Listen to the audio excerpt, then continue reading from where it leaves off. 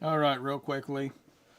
There's going to be a timestamp in the comment down yonder window break to skip stuff because I got to set up, and apparently my kitten's crawling up my leg right now. Gotta love animals. Always the most inopportune time. Anyway, this is the part I'm going to be cutting out to see if I'm currently live. Of course, I didn't want the stupid studio.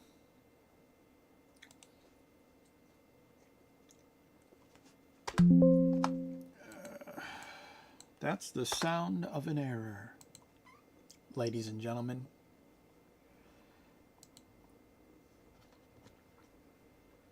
All right. All right. We're working. All righty. Let's jump into it, shall we? So we're just going to basically rewatch the Starfield Direct, and we will be seeing if what they show and say and or claim matches what they delivered. Okay? Here we go. Let me do that.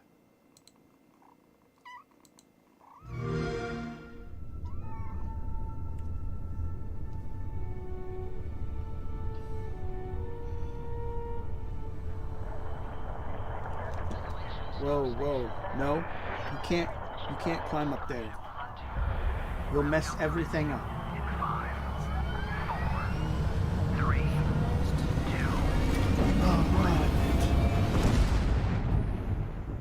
Hey everyone, thank you so much for joining us today, and welcome to Bethesda Game Studios. You know, the Direct, to see if the Direct matches what they showed, well, what's available in the actual game. Do they match up with each other? Did they lie? Did they claim something that isn't in the game? That kind of thing. We're rewatching it. How are you doing, Bill? Been so lucky over the decades to make the kind of games that we love here, and that's thanks to all of you. From the Elder Scrolls to Fallout, we love creating these worlds and playing in them just as much as you do. And throughout all that time, we'd often talk about and dream up the space game. What if we could take that feeling of being who you want to be and exploring a new world, but set it in space, where you weren't really limited in where you could go or what you could do? And that is Starfield. Obviously, we've come a long way. So that part that just finished, what he just said, where you're not limited to what you can do or go, is one thing that kind of has people confused. Because I've watched actually two other YouTubers that have rewatched this, which it's where I got the idea from. Rewatched the Direct. One of them, their entire video basically was, yes, they lied. This is what's missing. The other person was more lenient, and they were like, no, they didn't lie. That's in the game. That's in the game. But the thing about words, as a writer, context matters. So if you're going to sit there in your video and lay claim that a player can go anywhere they want, how they want, that doesn't fully match up with what's actually in the game. Because as someone who owns the game on Xbox, it is the fast travel simulator, just like, what's the name of that fucking game?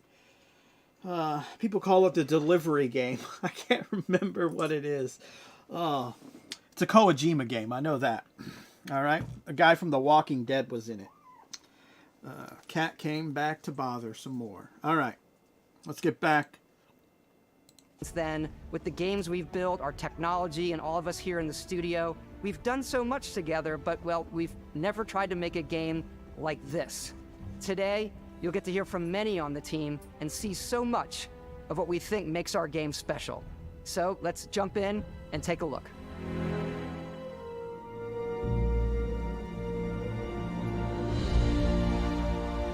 Starfield is our first new universe in over 25 years.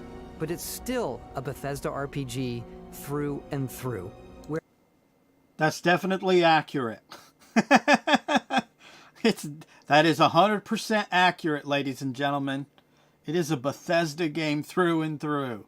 From its bugginess, like I played on Xbox and it's crashed on me 3 times, and I ended up with 2 corrupted save files. One where I had to oh, that was my flesh. One where I had to basically reload an older save and it fixed it, and then the second time it happened, that didn't happen, so I haven't went back to replay it because I have to start the game over, and I was like, screw that shish kebab. Where you step into a new world and you get that feeling of unlimited possibilities. But this time, it's not just one world. It's over 1,000 worlds. Because the choice of where to go... Well, I tell you one thing that was pretty accurate. Let's see, where is it?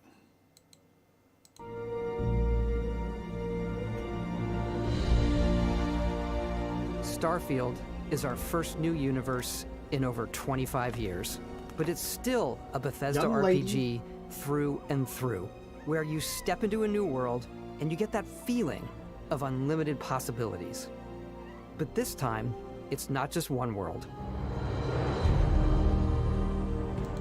Okay, so if you look at this planet versus, say, an empty planet in No Man's Sky, like No Man's Sky's empty planets are pretty fucking empty.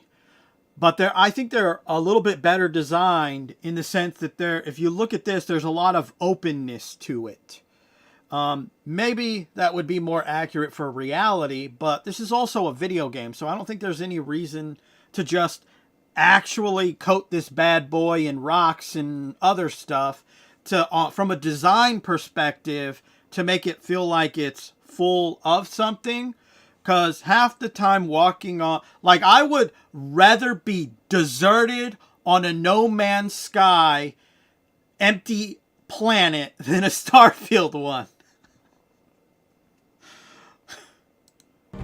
It's over 1,000 worlds. Because the choice of where to go, it's not ours. It's yours. But that's only based on the limitations of the game itself as well. Because this is a fast travel simulator. Like I've seen people say that, for example, it was people who got this idea that you could just travel up and down, like in No Man's Sky, for example. You could fly around in the solar system, fly down to a planet, land, that kind of thing.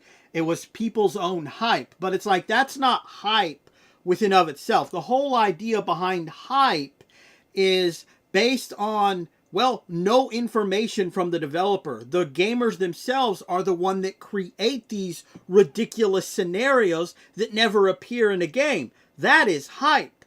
But when a developer sits there and suggests what most people would look at with common sense, that, hey, this is what this is going to be like, that's not hype. That's an expectation of a mechanic that they're familiar with, and there is objectively no reason that Bethesda couldn't have put it in the game. Even with the limited traveling that they have around the planets themselves. It wasn't until now that we had the technology to create it. Which is kind of funny because they're still... From the rocks at your like, feet... what technology? I'm pretty confident this is the old engine they're using. That they weren't gonna... if I heard, I don't know how accurate this is, that they were gonna move to Unreal Engine 5.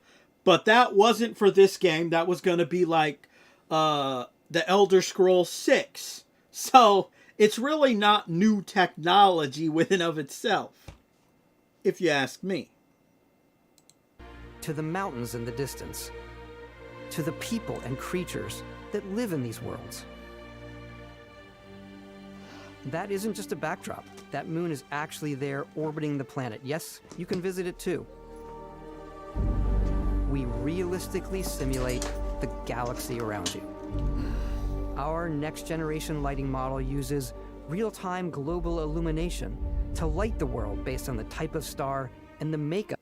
That's another thing. So you have like points in the game that they considered like, you know, points of interest, but there's a lot of empty space between them. And there's also, well, quite frankly, they're the same. Like you can run into the same point of interest. Like there's more unique stuff in No Man's Sky. And the irony from that is they have 8 quadrillion fucking planets. And those are as rinse repeated as can be. But some of those also, in my opinion, have more detail than some of these 1,000 planets that are found in Starfield. The greater point here, and don't get me wrong, No Man's Sky has tons of problems within of itself because they have what we would call points of interest that are repetitive themselves. Don't get me wrong. They both have this aspect. The point being is that you're more often likely to run into a slightly different point of interest in No Man's Sky versus Starfield from walking around. Like I found one of these, an object similar to this.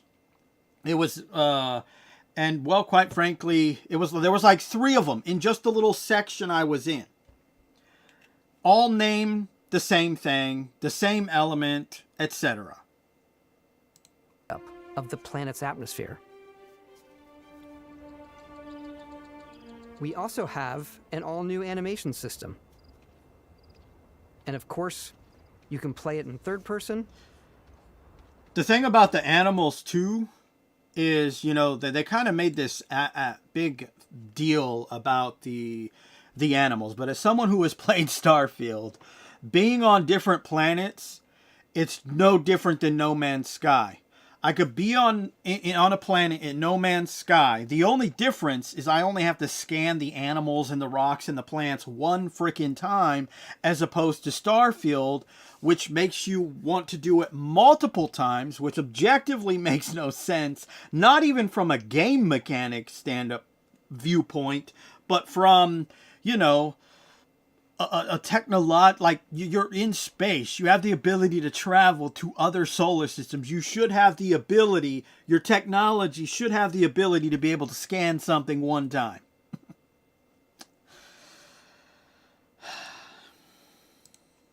And you can play it in first person. Oh, but what I was getting at was that the animals are repeated, even in Starfield, just like they are in No Man's Sky. So there's really nothing unique about them.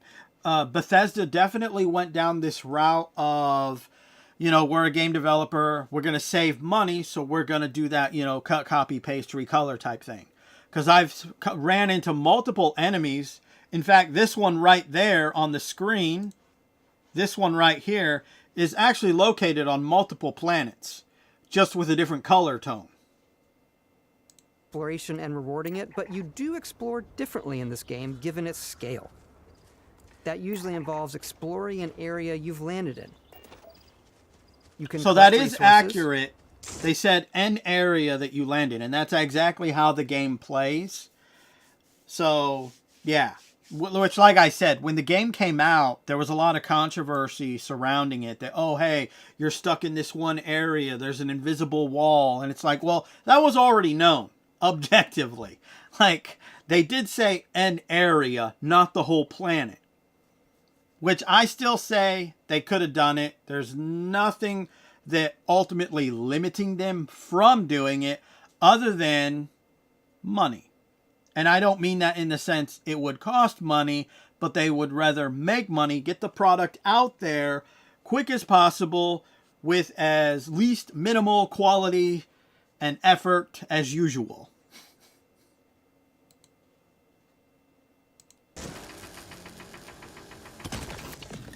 Do a mission and maybe even stumble upon something unexpected.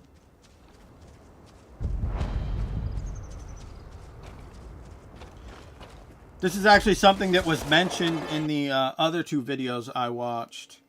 Was that the trailer did make it sound like when you land that, you know, you'll be able to find something interesting, but you have to walk. And sometimes you have to walk for a while before you run into something interesting, and then, of course, find something else interesting. There's even been times where you can use your little, I don't know, suit radar. I'm not sure what it is. Telescope, whatever. I don't remember. Irrelevant. That shows you things you could go to in the distance with just a little icon, like a little question mark. And then as you get closer to it, it'll kind of give you a hint at what it is. I was literally in an area and there was nothing around me. Nothing. So it's a lot of empty spaces.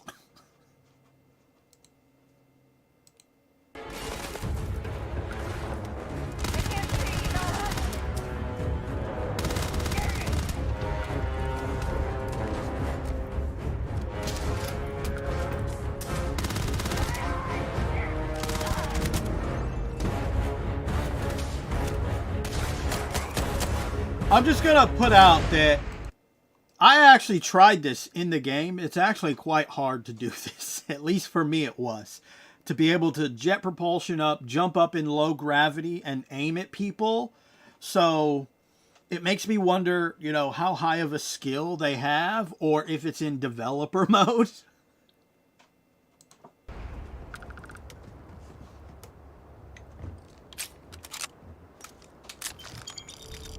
We do love stuff and all of the items allowing you to pick everything up, and you can view all that in your data menu. This is the hub for everything you're doing, from your skills to your ship, your missions, and your image. That is true, you can pick everything up, but I will also state that it's actually objectively dumb. I don't really see why they added it, the ability to pick everything up, because a lot of the stuff you pick up is complete useless within of itself. It would have made sense that if they were going to say you could pick everything up and all the useless stuff automatically gets stuck into an inventory, like a junk inventory, in which then when you go to a seller you could sell it. But then again, the problem with that is you got too much junk and the sellers may not have enough money because, you know, Bethesda game. Inventory. We love to pack a ton of detail in every object, from all of your weapons to spacesuits. I'm going to call them out on this one. I'm going to say that was bullshit. And the reason why I say this is I've been playing the game for a while, and there have been people that have played it even longer, more hours than I have, and there isn't a whole lot of guns in the game, especially for something that's supposed to, I guess, be acted like a looter shooter collection thing going on here. And not to mention, do you know how many times bullets appeared in Star Trek? Not a lot. You have the movie First Contact, but it was a holographic bullet. You even have bullets appearing in, ironically, another holographic episode of Star Trek. Other than that, they used, you know, what we would consider more modern day weapons. So how is it that we have people, a civilization, humans, that can travel through space, you know, faster than the speed of light, at the speed of light? I don't really remember exactly what it's supposed to be in the game, but yet we still have bullets. Oh.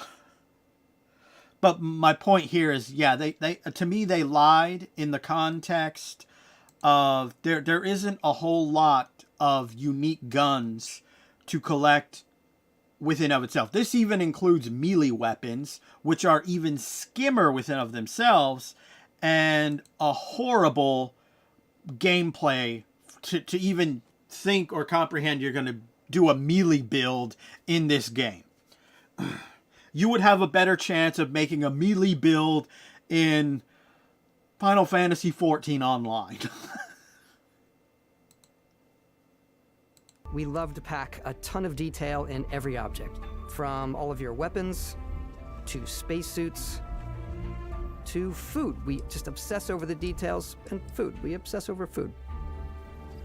When you're done exploring, you can walk back or fast travel. So in context, yeah, they obsessed over the detail of food, but there's a lot of other detail, the other side of that coin, that they did not think of or spend time in.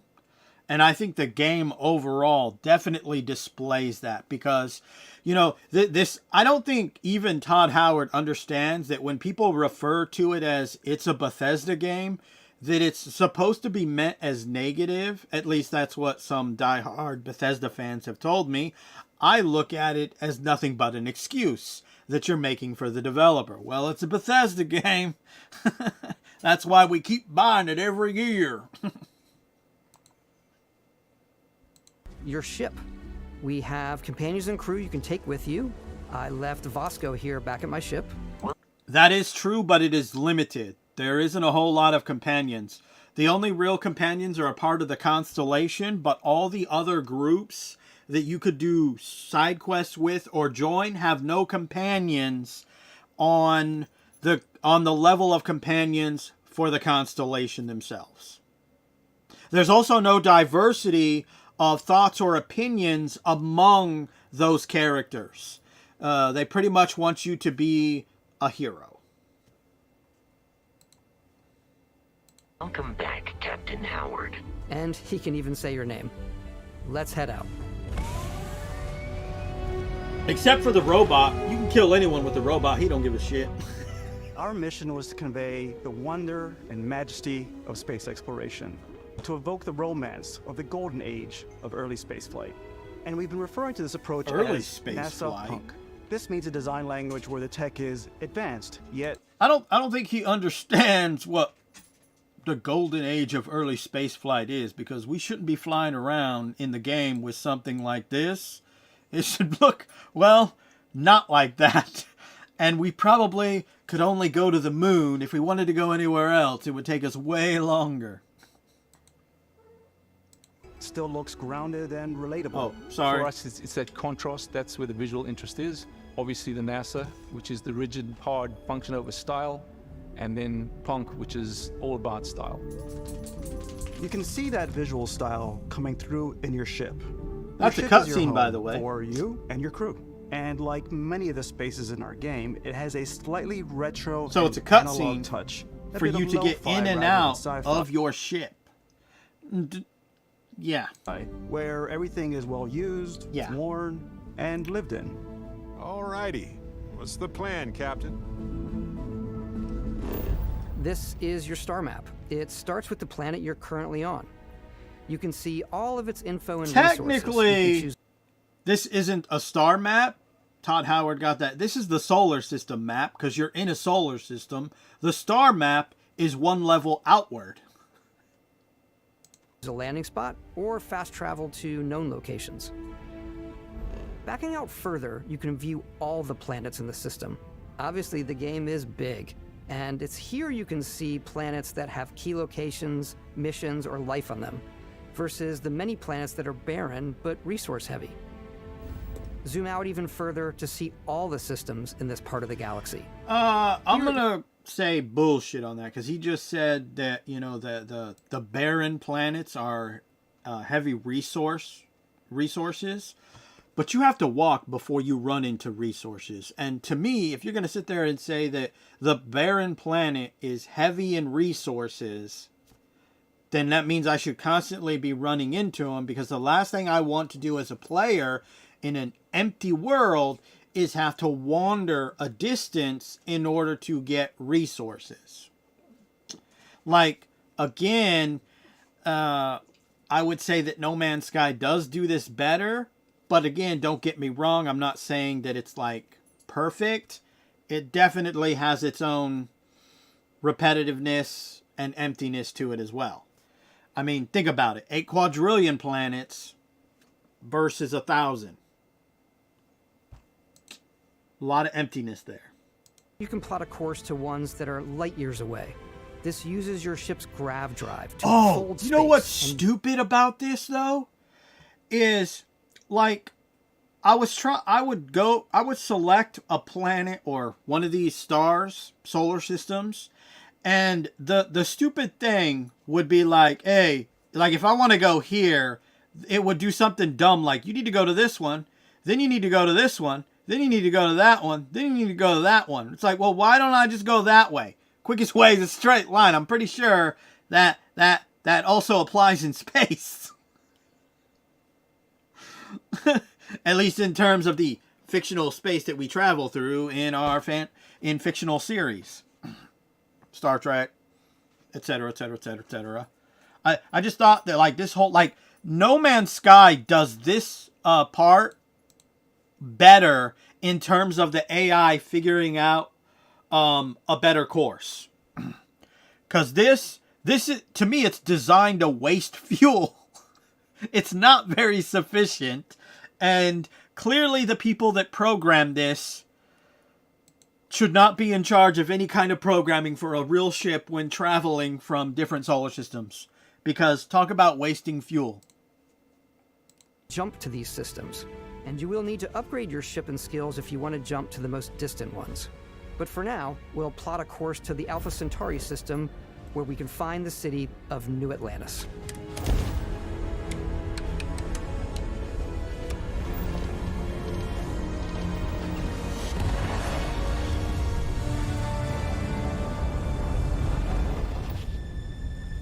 Welcome to UC Space. Maintain your current course while we scan your ship's cargo. Scan complete. I will mention, as someone that's played this game, something that doesn't really make a whole lot of sense to me, and I've seen other people bring this up in their reviews, is how do you have a planet, all right? Basically, we could look at this as like Earth 2, and yet the biggest city is one city. Like, you telling me humanity didn't, like, just start building cities all over this planet? Instead, they have one big-ass city and then little, tiny, ridiculous villages and towns. It objectively makes no sense. And the reason why it doesn't make any sense is because Bethesda, laziness over quality. There's a reason why people say they would have rather seen one solar system fully designed and laid out that you can explore, as opposed to 1,000 objects. I'm going to say 1,000 objects because technically it's not 1,000 planets, because there's moons that you can land on, and by definition they are different. The only thing I give this game is at least they have gas giants, unlike No Man's Sky. You are cleared for landing at New Atlantis. At least I think they have gas giants.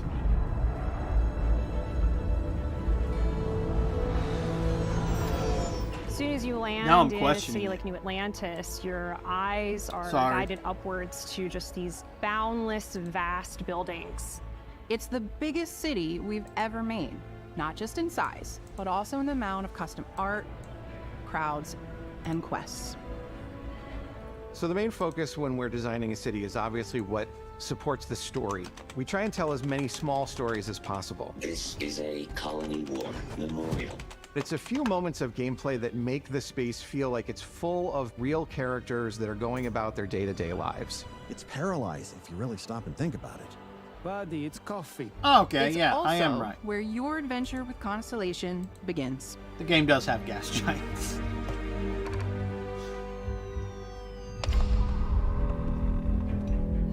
Welcome to Constellation. We have a lot to talk about. By the time you meet them, A lot to talk about, but not a lot to do. You could be in the middle of, like, killing bandits and bad guys.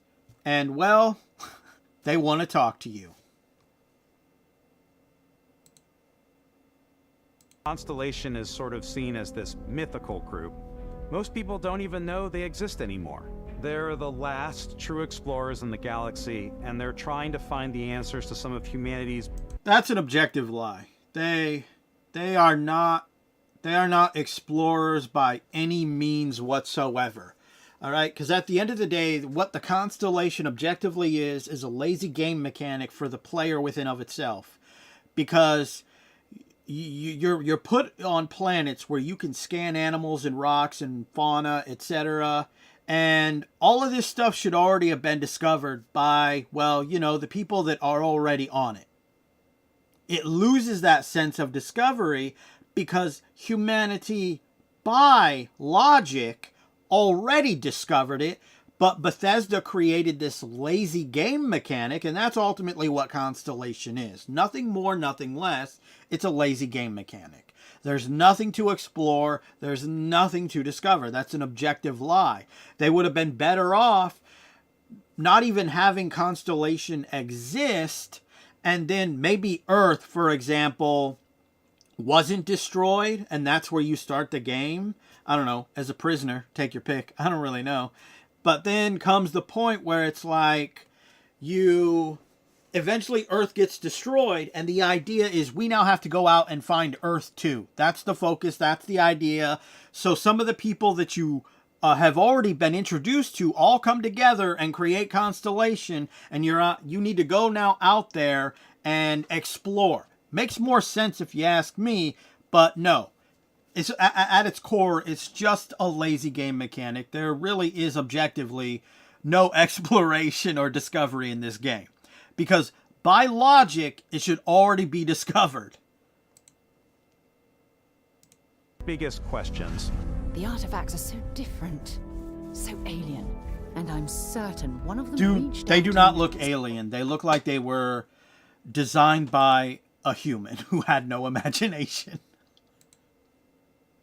Look at that thing. Does that look like it was designed by an alien? No. It looks like it was designed by not even a human, a lazy human who had no imagination.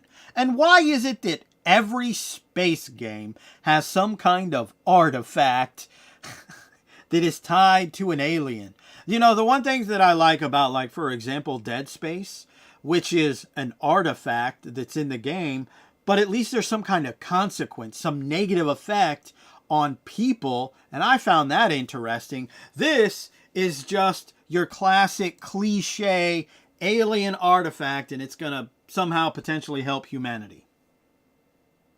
Spoke to you. The artifact, if you could place it on the table here. Oh my god. Look at how it's coming together.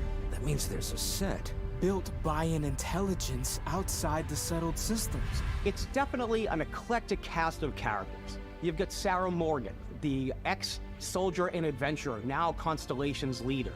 Mateo, the theologian who believes that there's definitely something else out there.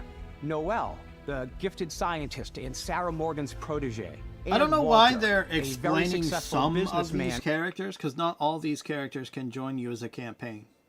So, yeah. And the settled systems and Constellation's financier. Anything goes as long as you have the money. There's also Vlad, the ex-pirate, Sam Coe, the former space cowboy, and Barrett. You know what I hate about these pirates? Completely resistant to my otherwise irresistible charm. The journey you take with Constellation is just the first of many you'll embark on. The Settled Systems is home to all kinds of different stories, people, and adventures. That's true, but what they failed to tell you is repeated journeys. That's what it is. Even when you do the whole New Game Plus thing. There's minor differences, but overall, not much of a difference. For you to uncover.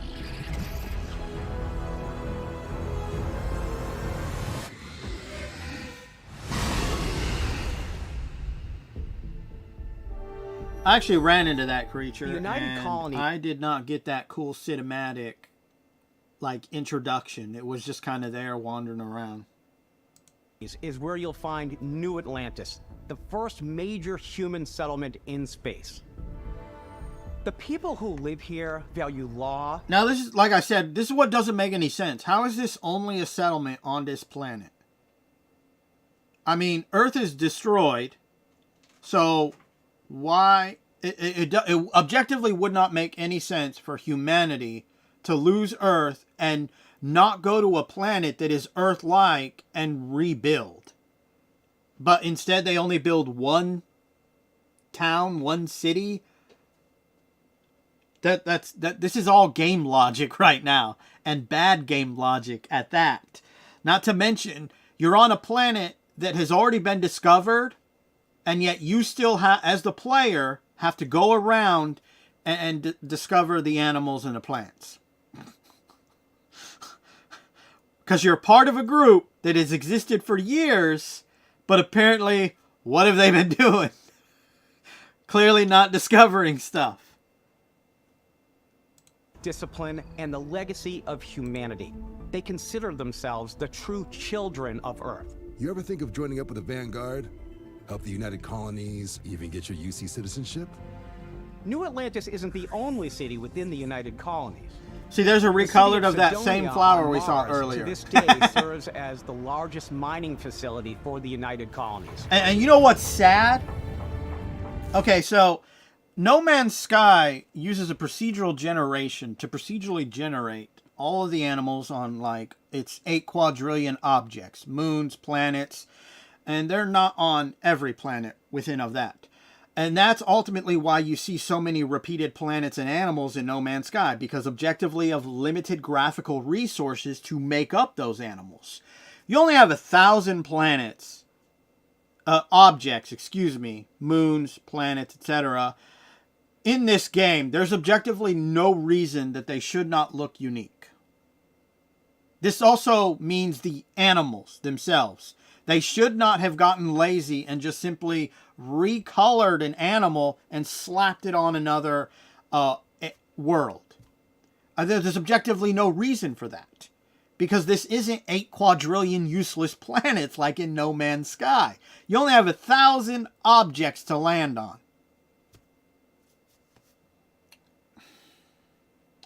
Because they said unique animals, but they're not that unique. It's the classic video game recolor pays to save money bullshit.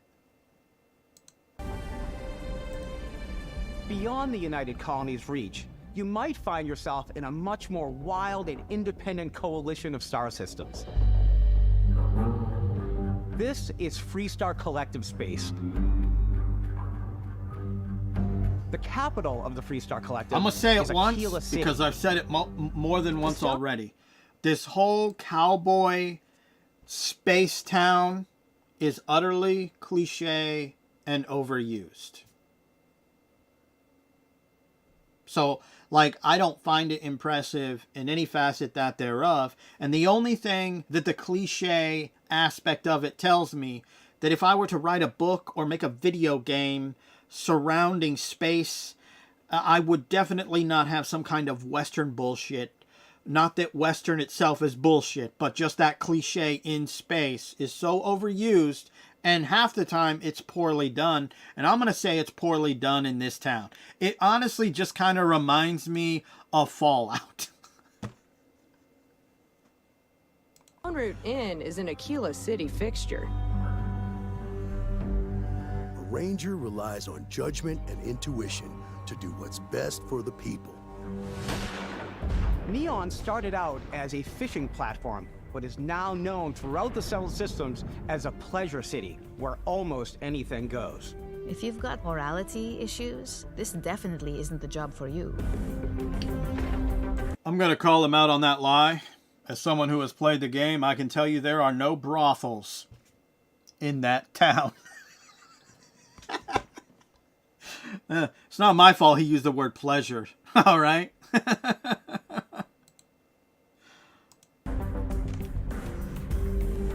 Ryujin is hiring the best and brightest of today for our future tomorrow. Everyone has been chewed up and ground up by Neon. Try not to get yourself killed, all right? Dude, what the fuck happened there? Outside the bounds of civilized space, there are still plenty of unclaimed systems to explore, but these areas are also home to the most hostile factions in the galaxy. The Great Serpent hungers. So, that's actually a lie. Because here's a thought. If you're going to say that there are solar systems out there that are unclaimed, but yet there's a faction inside the solar system, would that not be the faction claiming that solar system? Which is also another problem that people have talked about in their reviews of this game as well, is the fact that you go to these supposedly empty planets, and yet they're still mining places, research facilities, abandoned, occupied. Kind of counterintuitive of the idea that no one has claimed the solar systems. Thence shall be made dust in time. A new face. Is this the face of a brave runner here to challenge the Red Mile? They think the galaxy is theirs. They are wrong. It belongs to the Crimson Fleet. It always has. In Starfield, we're pushing our cities and settlements further than we ever have before. It's all there, waiting for you. A slice of humanity's future. So, ready to get out there? Nope. Throughout the galaxy, there are so many things to see and stories to experience. But the most important story is the one that you tell. I'm gonna say there's limited stuff to see because there's repeated stuff. So it's like it's kind of like No Man's Sky. Once you've seen it, it kind of loses the effect. And I would say that's even bigger with this game because some of the design choices for these planets, yeah. Not to mention that they bragged about having stuff that they built themselves, and then they take those like towns or bases and they're randomly placed on planets. They did not make a lot of them, and you can tell that because you end up replaying the same areas over and over again. So not very unique. I'm the type of person who spends hours in character creation, and I think people are going to be really excited when they see all of the improvements we've made. One of the biggest overhauls was done You know what I our think? character generation system.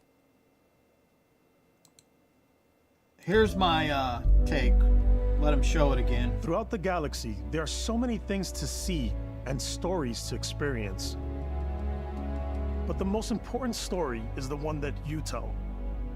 I'm the type of person who spends hours in character creation, and I think people are going to be really excited when they see all of the improvements. See, I look at this. I kind of like this style. Well, it'd probably help if you were looking at it. I like this style better than what's actually in the game. You know? I think that's probably what they should have done with this game, is they should have went more of a cel-shaded style. We've made.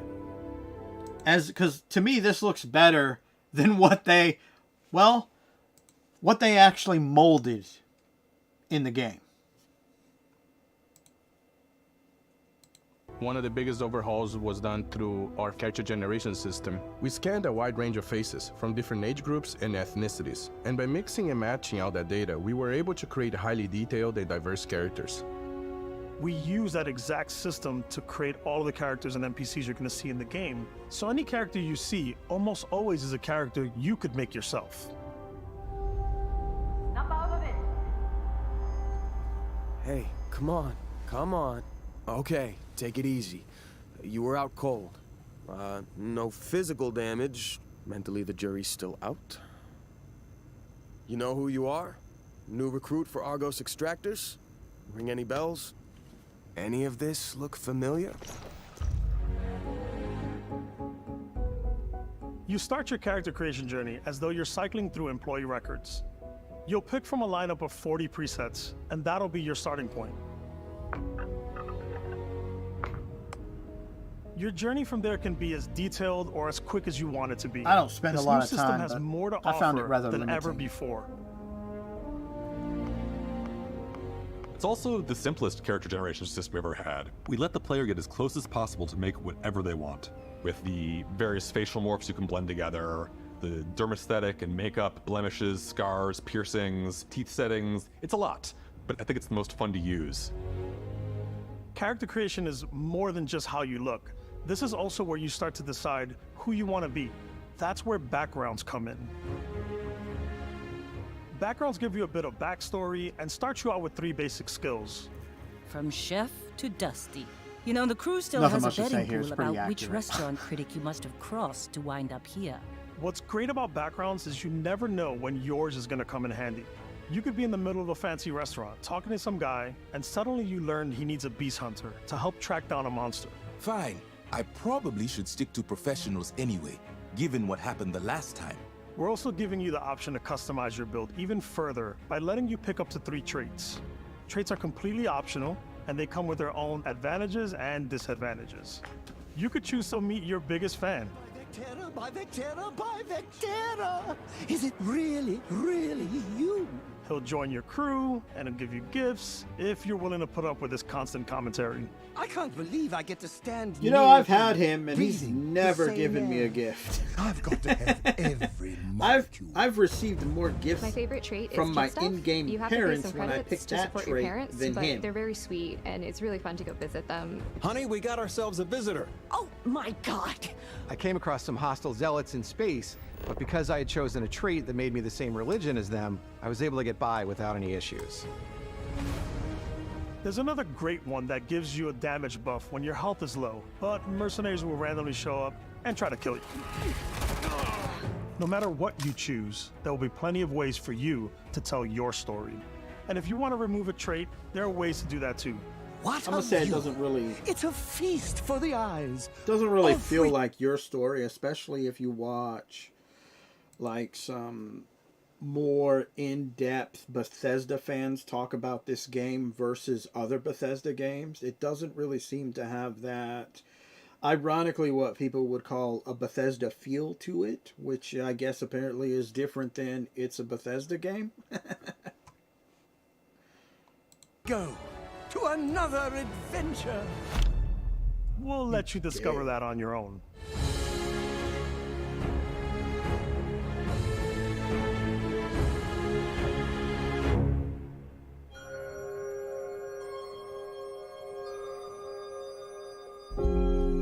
Once you've built the perfect character, that's when your journey can really begin. We took what we loved about skills and perks from our previous games and put them together to create an all-new skill system. Each time you level up, you get a Which skill some point. people have mentioned that it's not a new skill system. It's just kind of similar to other skill systems that they've used.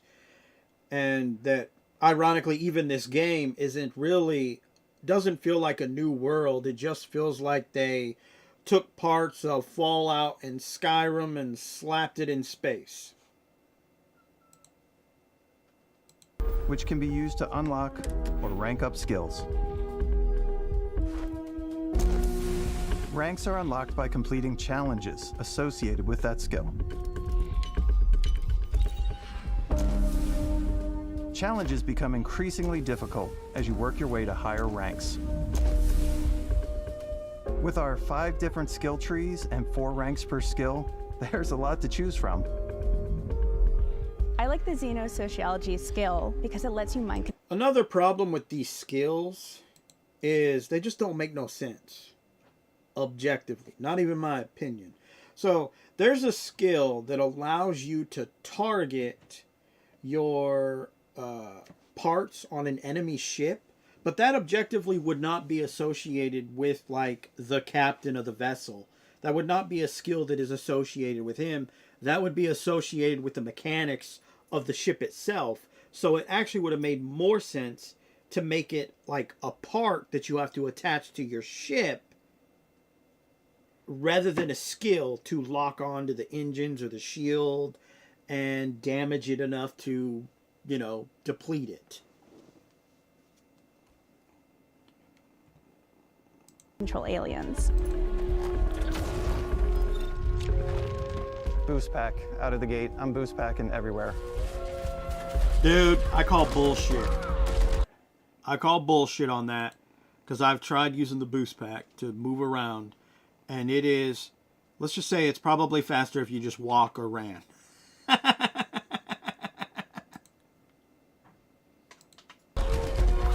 I like maxing out my physical tree so I can get neuro strikes and just punch my way through combat.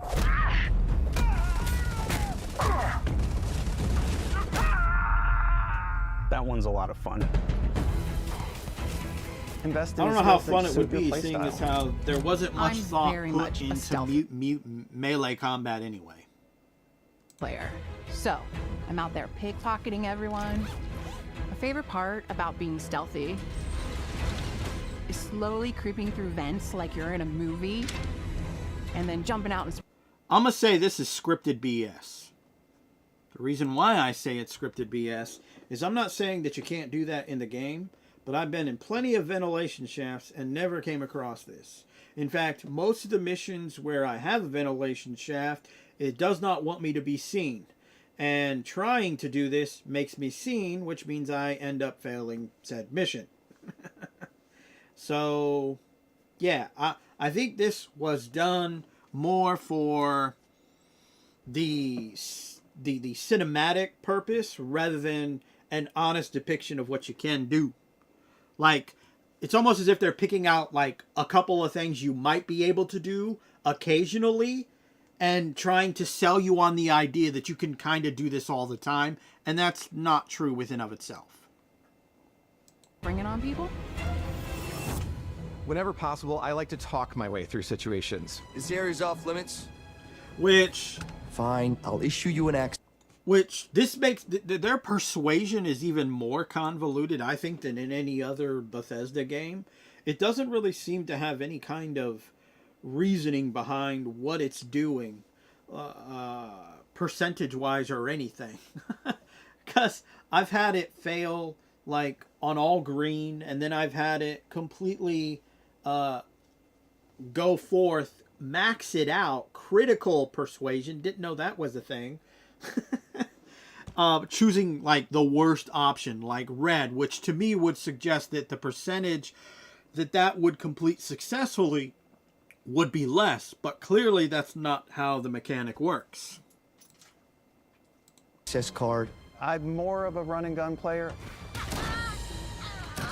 I like doing the death from above thing where I boost pack over guys and I throw landmines at them.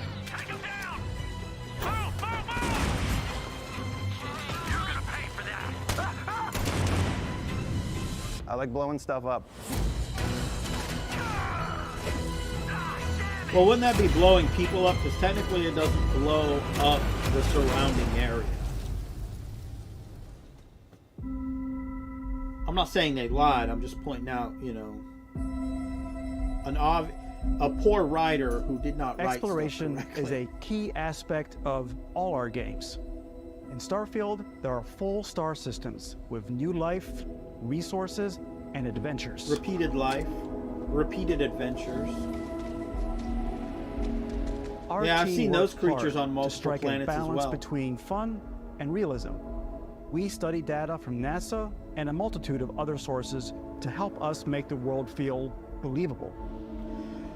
Which I From think the in way we- context is a problem, which I think is also a problem in No Man's Sky. Like, if you're going to have empty, dead planets, it makes more sense, instead of telling the player, you need to go down to this planet in order to discover it, you need to land on this and scan all the rocks that are on this empty planet in order to discover them.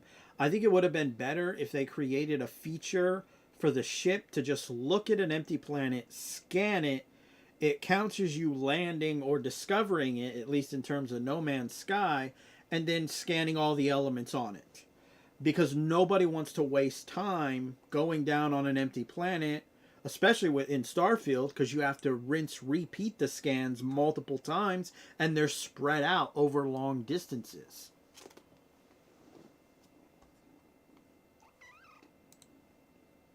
Approached planetary atmospheres to the way we placed biomes based on the planet's distance from the sun. Once we had created a grounded world, we could start looking at all the things that make that world fun. When you leave a planet and head into space, you'll be navigating asteroid fields, having chance meetings with interesting strangers, dogfighting in space, and exploring. So this is another thing, you know, what he said there. When you leave for space, you notice they didn't show you how you have to leave for space.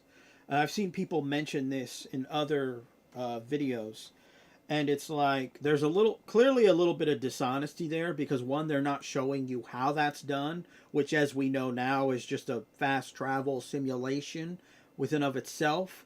And I think it's because if they would have shown that, probably a lot less people would have bought this game. So they're definitely trying to sell you on a little bit of a fib. That's a definite thing, because objectively, you just can't fly, get in your ship, and fly out of the planet into space. That's not how it works. That's not how any of it works. It works in No Man's Sky and other games that are similar to No Man's Sky. I believe Star Citizen, but that's a bag within of itself. Nope. Can't go on the keyboard. You'll mess everything up. Derelict ships.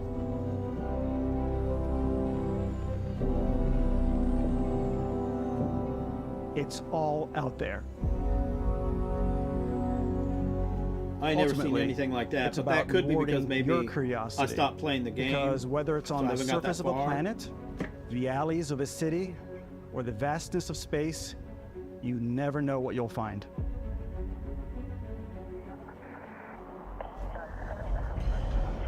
That is a bit of a fib. We know what we'll find. Not a whole lot of anything. Especially when he says the back alleys of a town. It's like, that's all pre-rendered stuff, so there isn't going to be much to look at there. And even if it was procedurally generated, that'd be even less of what we would want to look at. It'd be worse than what it is.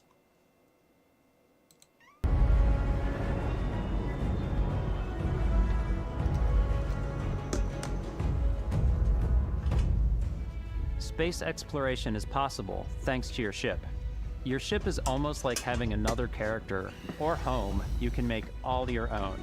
I think you'll be blown away by the amount of stuff you can do. You can buy a ship. I'm sure you can find something you like. Customize and upgrade that ship. This is probably the and hire best a crew mechanic to of the keep it up and entire running. game. Is the ship And it all building. starts in spaceports. Every spaceport has a ship technician where you can purchase, sell, and modify ships. Anything I can help you with? Maybe you start off with a speedy fighter that's perfect for bounty hunting. Then you might round out your ship roster with a hulking space That actually freighter is to a run lie, cargo because you missions. start out with a Constellation ship that they give you.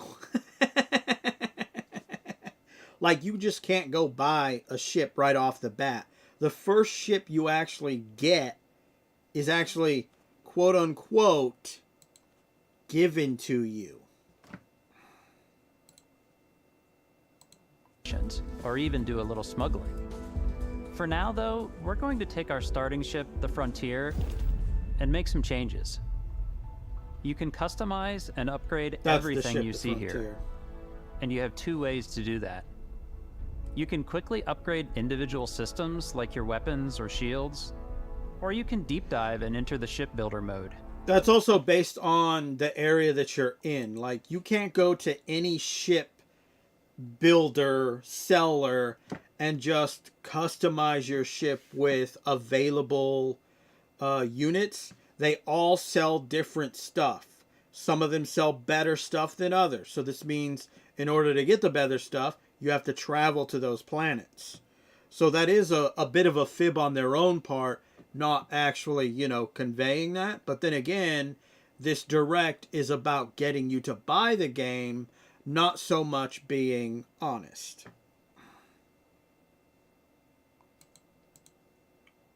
Here you can change anything, from the systems to the look and layout.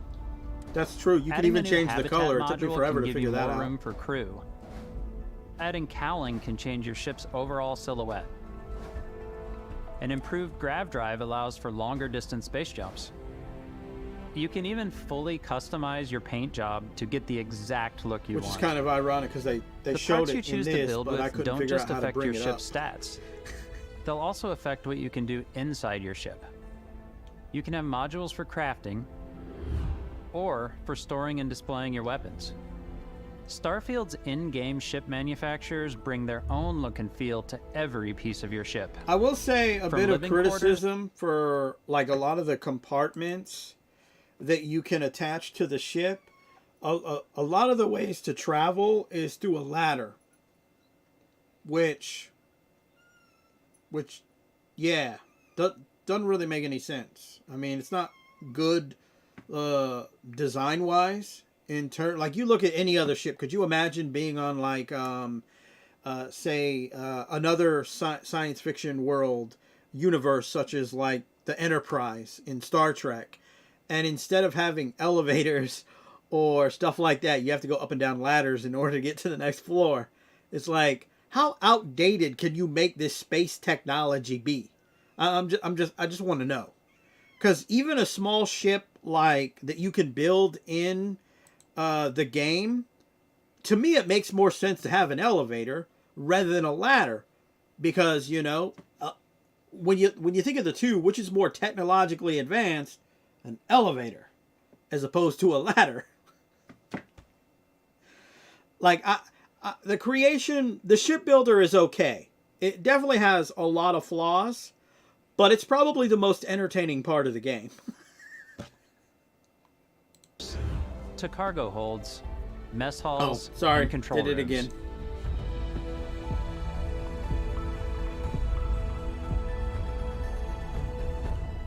Our modified Frontier is a practical ship, but with a little creativity, your ship can look like almost anything you want.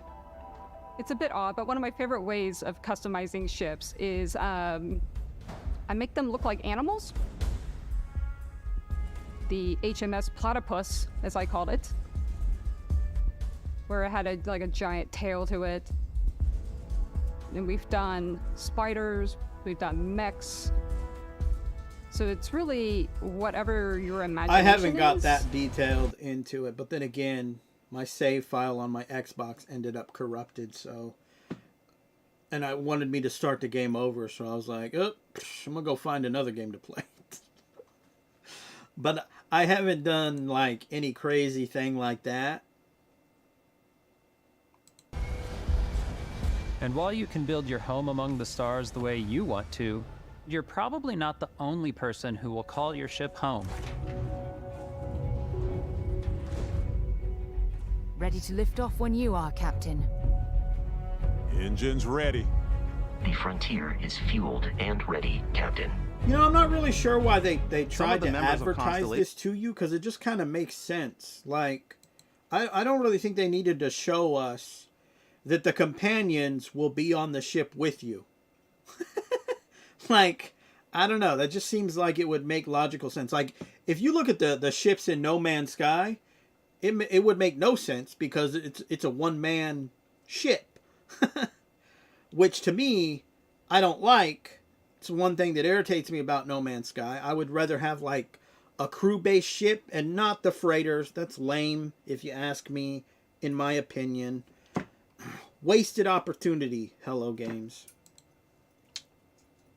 Like, if I was going to say who wins at scanning Starfield, No Man's Sky? No Man's Sky.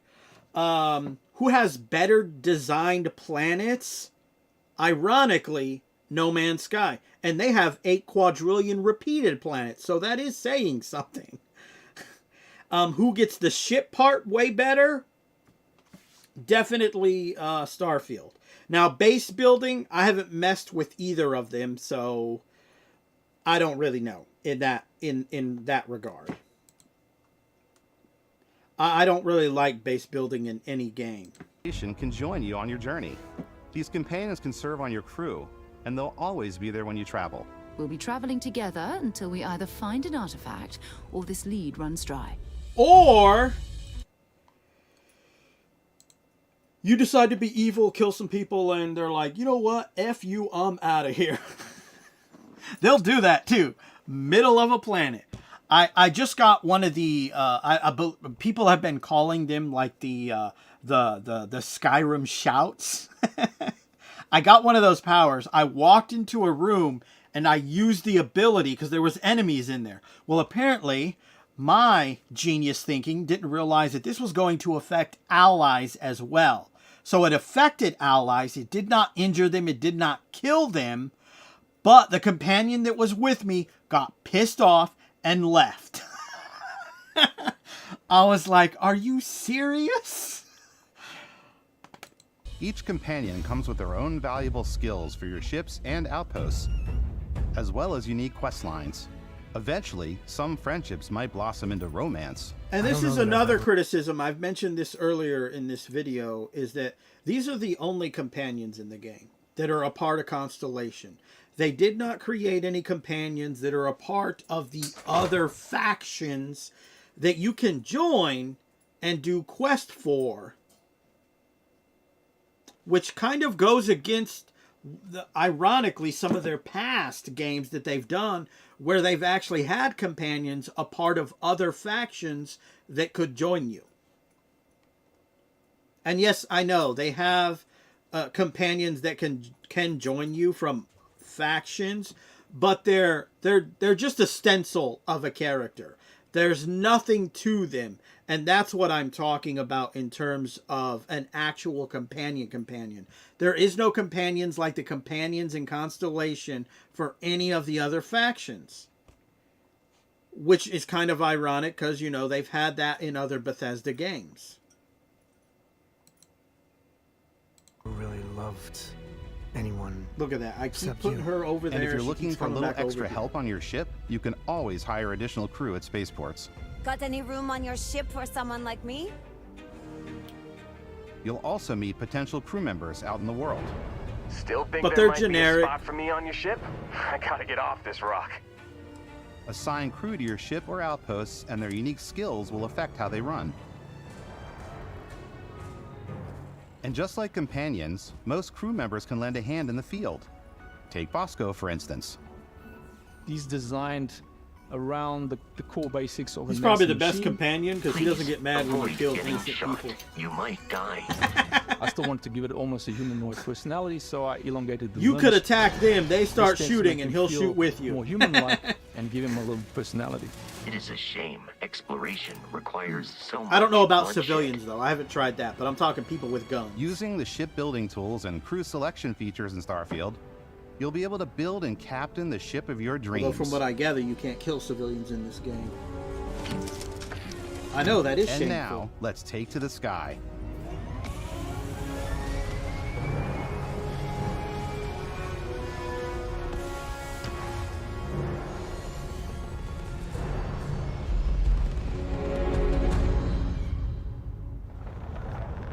Okay, so this is ironically something a couple people have mentioned, that cutscene that we just saw, where it's basically a cutscene and then all of a sudden we're in space flying around.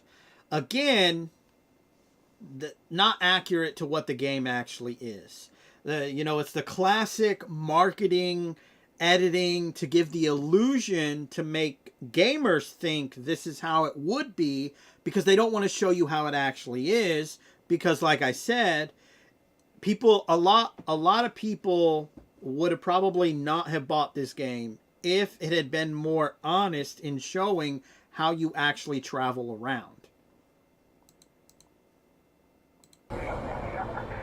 We're putting you in the cockpit of your very own spaceship and telling you that you can do pretty much anything.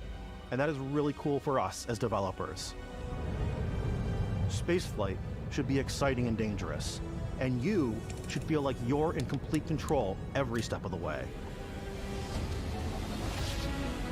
But you know, honestly, as someone who has played the game, I don't really feel like I'm in control when I'm playing it, because the entire travel system is through the menu.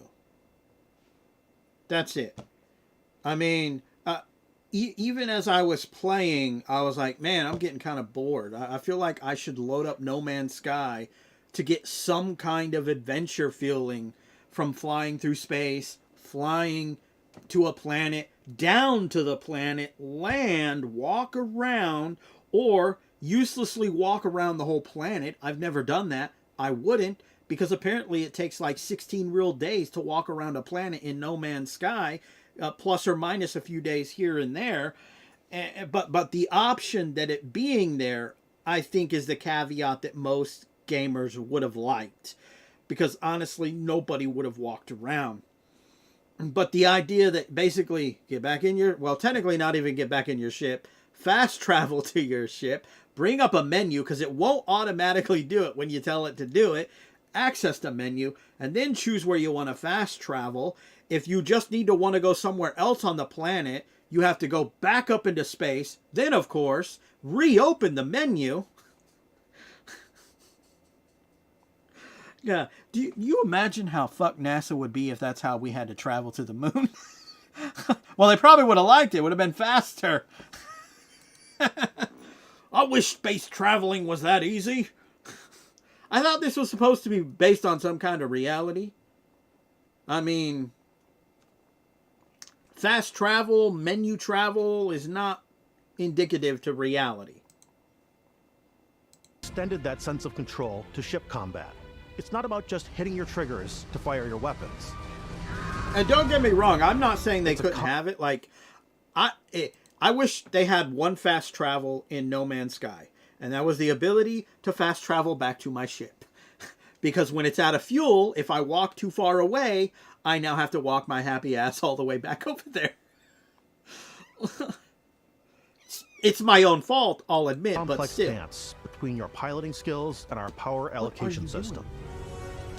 Boosting power to your engines will make your ship faster. You leave her alone.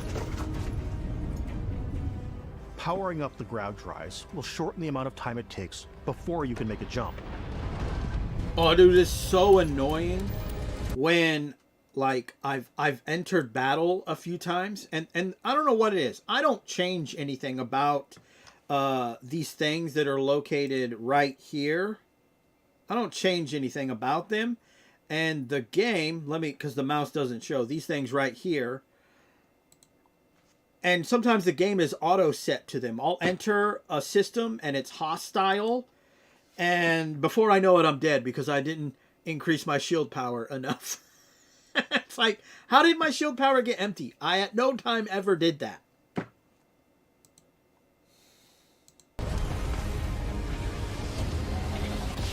And moving your power to your weapons and shields means you're ready for a fight. You want to make sure you're ready always be before on you your get toes into a because you're not alone out there. You're kind of alone. I'm going to call that a fib. I'm not going to call it an outright lie, but you are kind of alone. Because there isn't a lot of people flying around. The one thing, and I know No Man's Sky has had years to update itself, but the one thing that I tell people is that, you know, look at your competition. What are they doing? What are they doing wrong? Try to do better than them. Bethesda had this opportunity, and they utterly effing failed at it. It's irregardless if No Man's Sky is more of a sandbox, and it does have a main story, which is mediocre, just kind of like the story in Starfield. But at the end of the day, there's lessons to be learned. Both of these companies could be learning lessons from each other on what to do and what not to do. And quite frankly, Bethesda has a long ways to go. And hopefully Sean Murray never falsely advertises stuff that's going in to be any other game they develop. Or not going to be, I should say.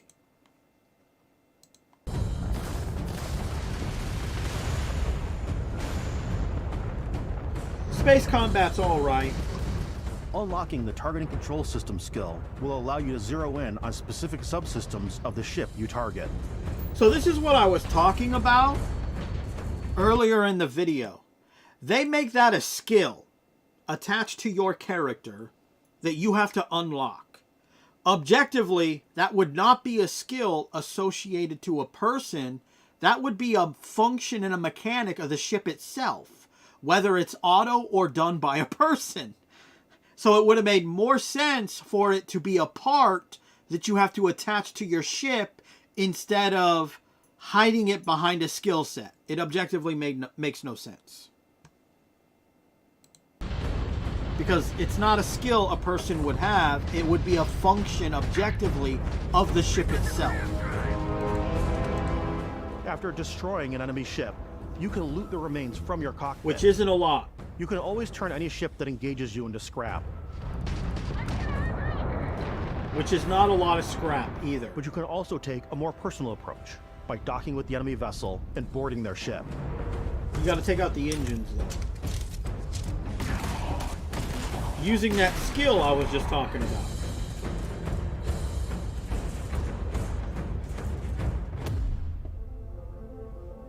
Once you've taken control of an enemy ship, it's yours. Add it to your fleet and retrieve it at any spaceport.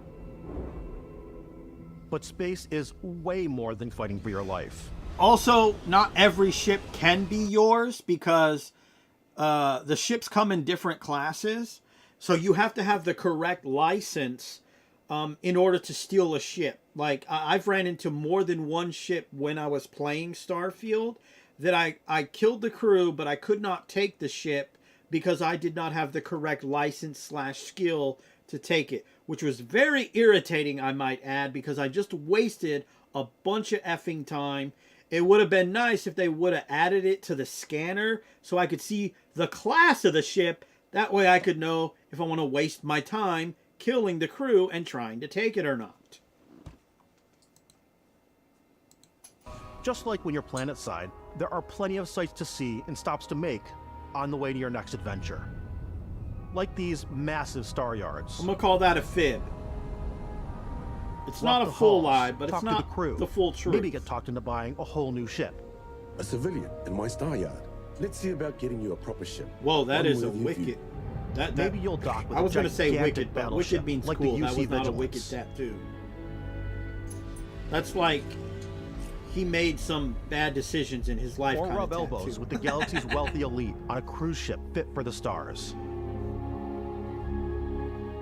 There are plenty of personal encounters to be had as well. You can hail any ship you come across to trade, swap info, or maybe even commit an act of piracy.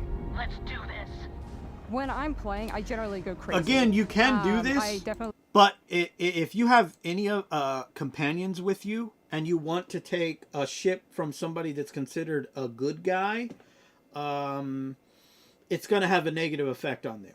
And that's one of the biggest problems people have talked about with Starfield is that there are no companions who agree with the ideology of being bad, which people have also mentioned is kind of counterproductive from past Bethesda games.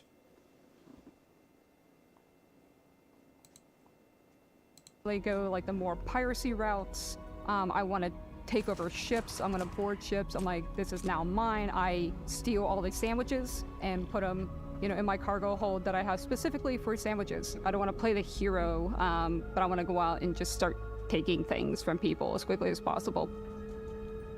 Some strangers might be looking for Call a me little human pessimistic, connection but I don't in the believe she darkness did of that. space. Hello, stranger. I just finished cooking up some food. If you want to come on over, just pop on by. Some of the best moments are the ones you discover on your own.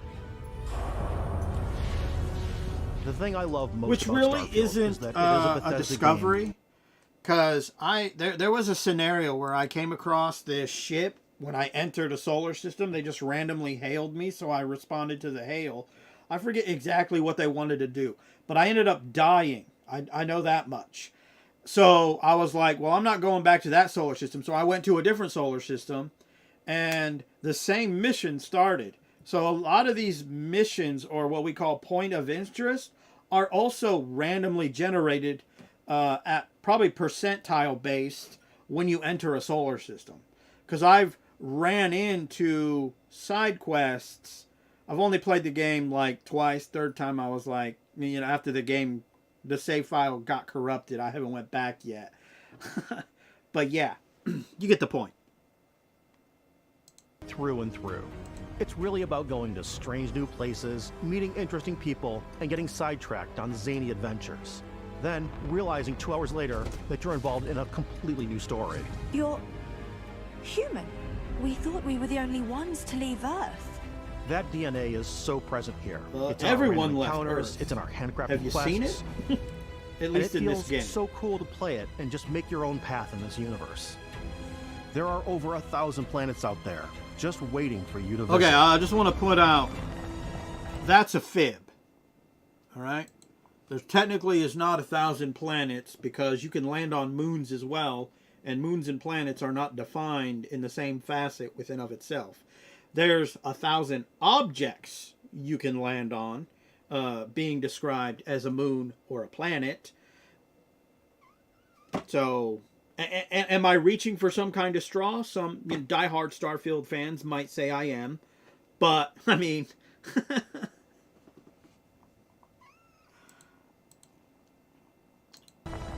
We want you to feel like explorers, breaking ground on new planets. So if they exploring wanted us every to inch feel like of a mostly untouched- explorers, why did they make the fast travel simulator? Because I don't feel like an explorer playing Starfield.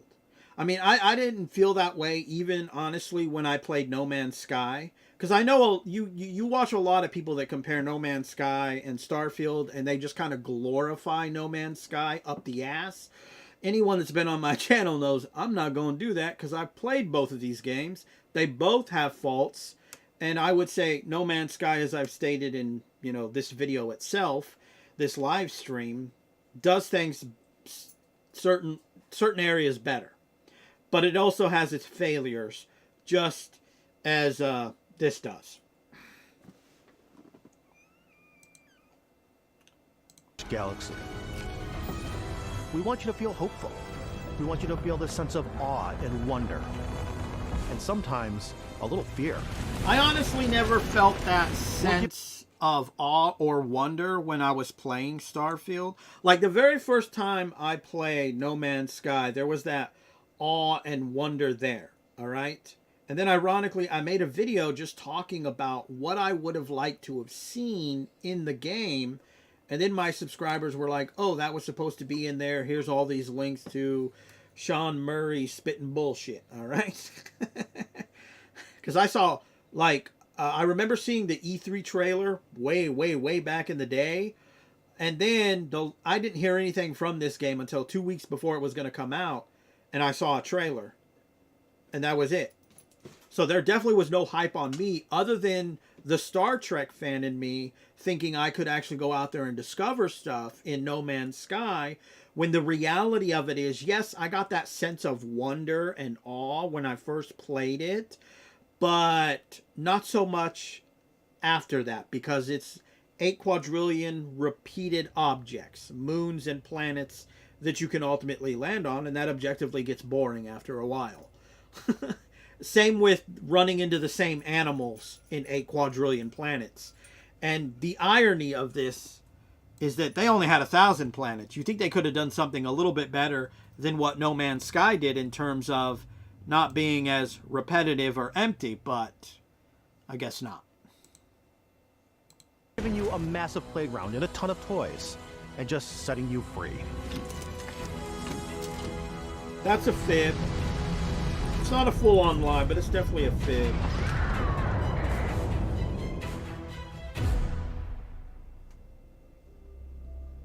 Hey everybody, we've shown you so much stuff, but we thought we'd just take a little break and show you something. Oh, this part's going to be interesting. You know, we put so much because detail I remember seeing some into our game controversy worlds, surrounding and we love the opportunity what they're about to bring show. that into the real world with our collector's editions.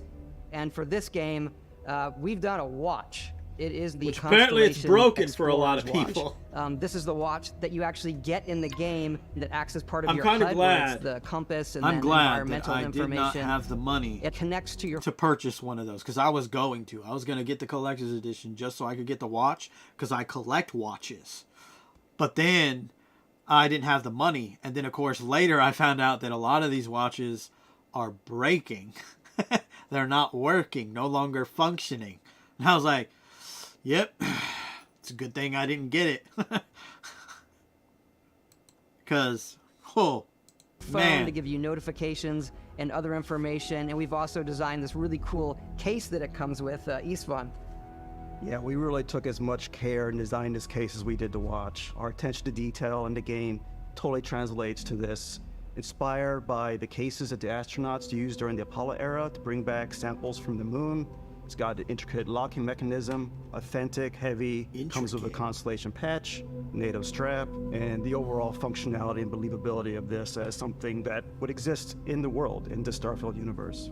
Oh, and hey, take this.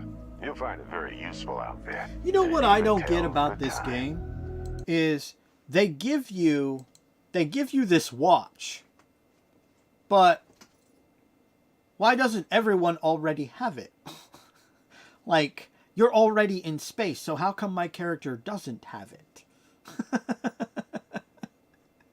You know, because you can't say that it's something unique to Constellation, because I've never seen any of them wearing it on their own, you know, in-game avatars, the other Constellation members.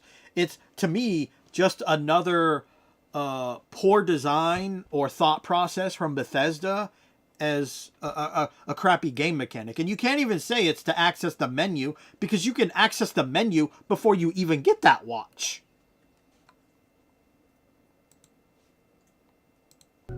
We actually have something else. Now that we're part of Xbox, we get to work with the amazing people on the Xbox hardware team, and together we have created this custom limited edition Starfield controller. It's awesome. It is now, you know, our favorite controller. We love this because it's inspired by the actual controls of your spaceship. Obviously. And not only that, we've created the first ever custom headset with Xbox. And this is a perfect pairing with that controller. I think the headphones look dorky.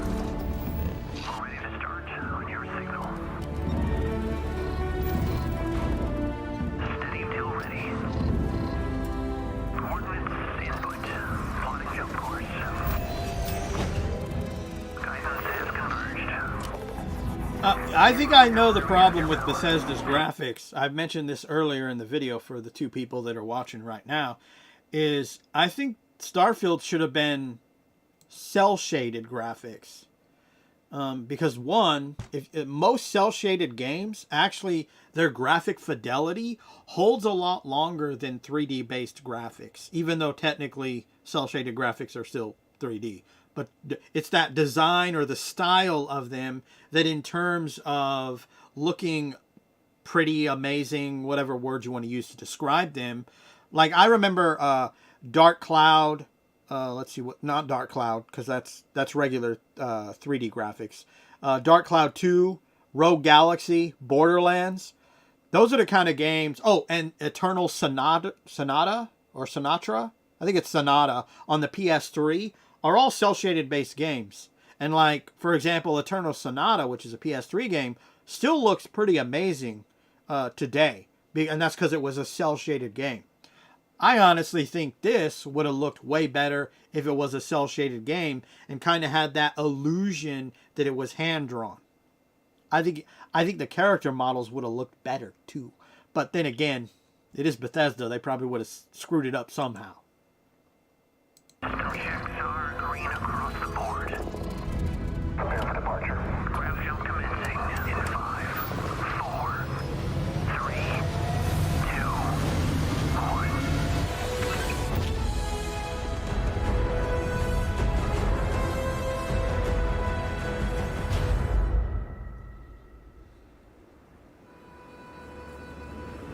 In every one of our games, we always put so much care into all those little details that breathe life into our worlds. That's a lie. That's not even a fib.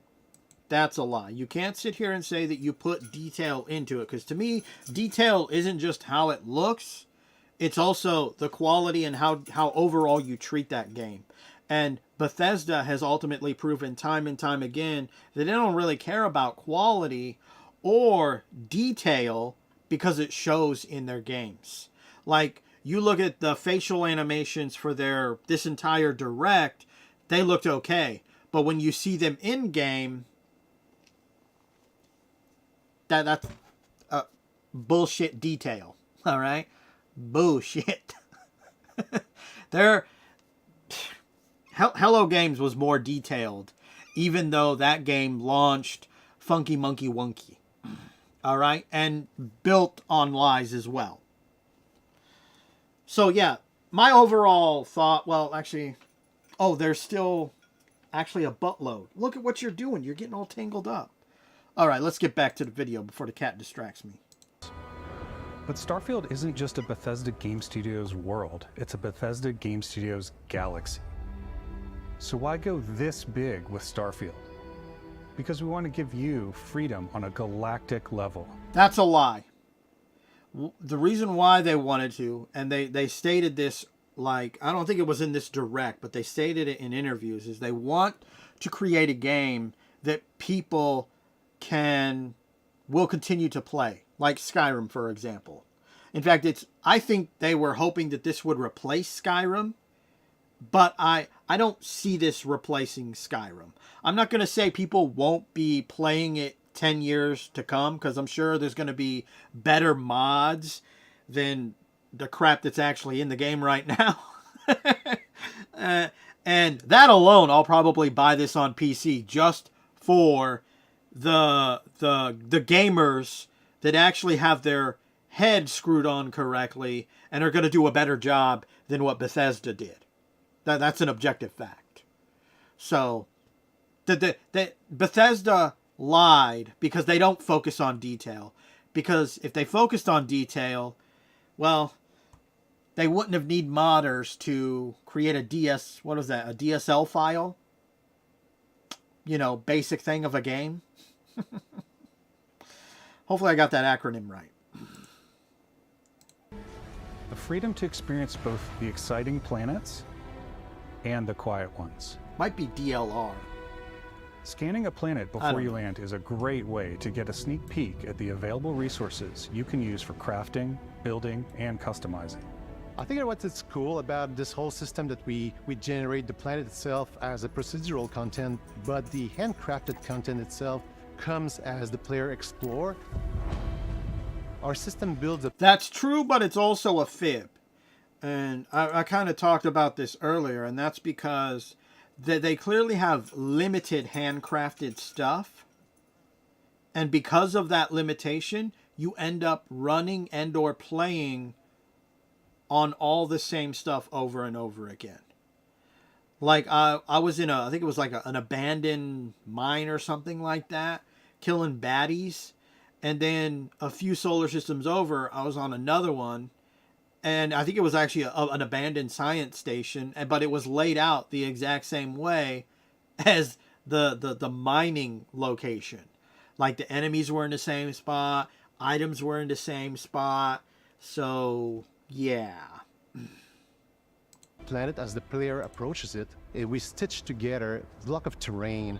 After that, we have the system that adds interesting locations for the player to explore. And like I said, the interesting locations are nothing to brag about objectively in this direct, because they're the distance between to get there and what you see in between is a snore fest.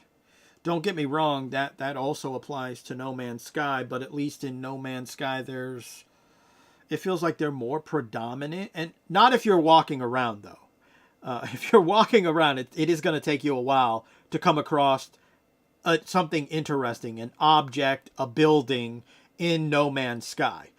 But at least in No Man's Sky, you can also actually fly your ship on the planet itself. Ore and plants to pick up. It allows us to add that touch of environmental storytelling that Bethesda is known for.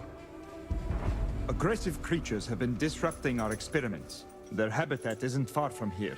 If you could take care of them for us, we would be in your debt. So even if your You know, I'm curious.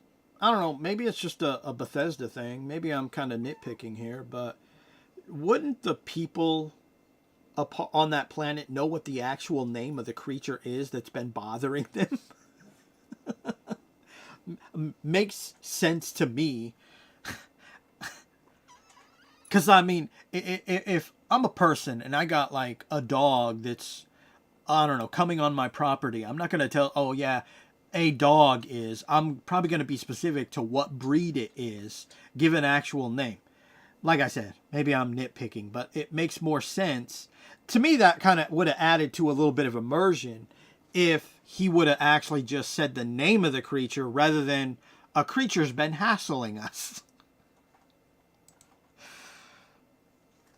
To visit the same planet that you had, you would have a different story to tell.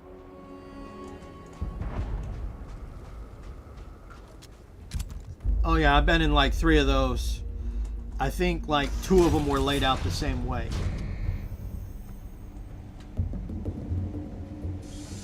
Oh, what planet did they show that on?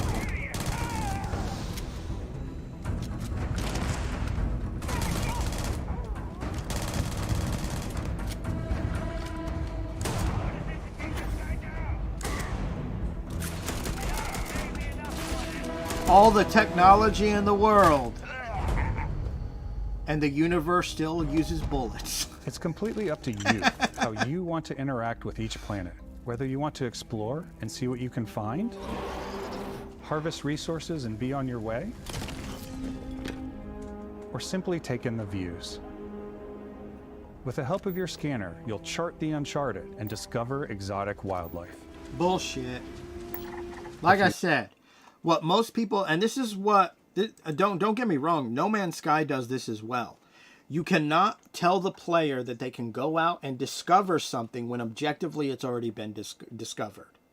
And the reason why I say this is because in No Man's Sky, when you run into the intelligent life in it, the other aliens, they don't react to you like they've never seen you before.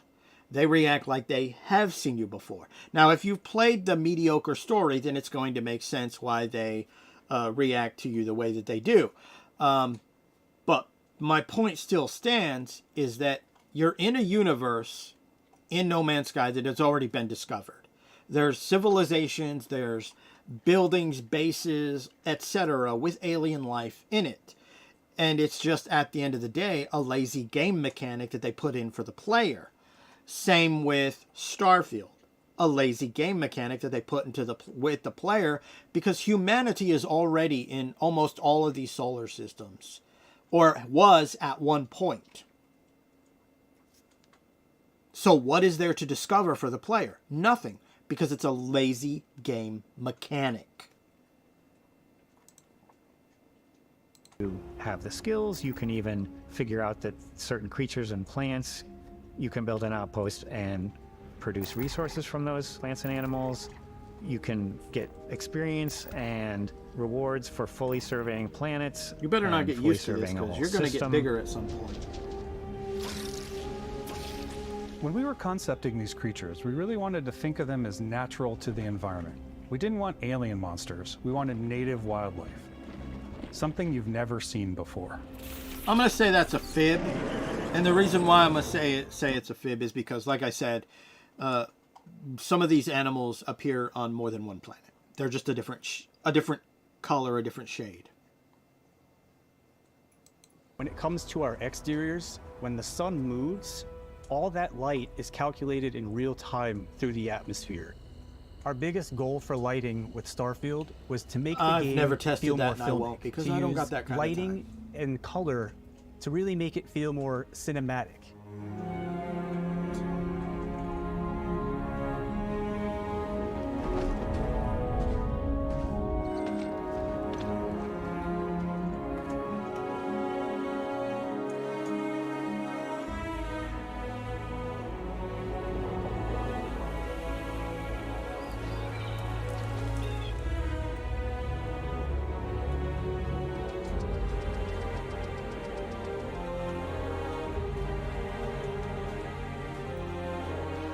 It's that grandiose marketing illusion of showing you things that look cool and pretty in hopes that you'll buy the game. Kind of like I did. What can I say? The Star Trek fan in me always gets me. Every time. I ended up being disappointed with No Man's Sky. And of course, I wasn't like overhyped for this. I knew what to expect. I knew that it was basically going to be a fast travel simulator because they suggested that. And it was literally talked about like 2 or 3 days after the Direct within of itself. So why people became surprised when the game was released that it was a fast travel simulator is beyond me. I bought it knowing what it was going to be. And that I probably was going to be like, it's probably going to feel average to me, about the same as No Man's Sky. Though between the two, I would rather be playing No Man's Sky. Set up a base camp. Outposts, and that is saying a lot because they have a quadrillion repeated planets. And the habitat moons. modules come in all shapes and sizes, filling all different purposes. You can even live in them. Assign crew and companions to work at your outposts for added bonuses. I don't do this. I don't even do it in No Man's Sky unless the story requires it. Something cool we have this time is we have a new fly cam. where you can toggle between on-foot building, or you can now use a top-down isometric camera, which helps plan out larger parts of the outpost and placing those larger halves. So that way you can really plan your structures and what the overall feel of your outpost is. And then when you're on your feet, you can really decorate and fine-tune things much easier.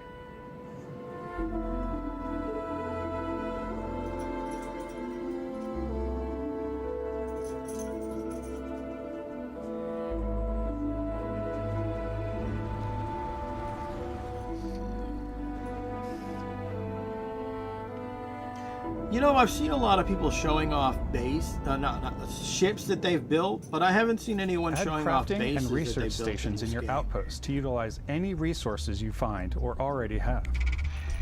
Probably because the Mod ship your building weapons to mechanics a adapt little them to better your than the base playstyle. building. Different But I weapon wouldn't sights know and 'cause scopes. I haven't messed with the larger base building. magazines.